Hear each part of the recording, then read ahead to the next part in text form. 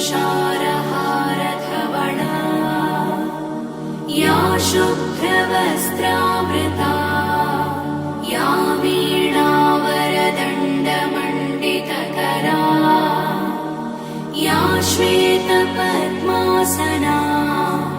या ब्रह्माच्युतशङ्कर प्रभृतिभिः देवैः सदा वन्दिता सा मां पातु सरस्वती भगवती निःशेषजाड्यापहा।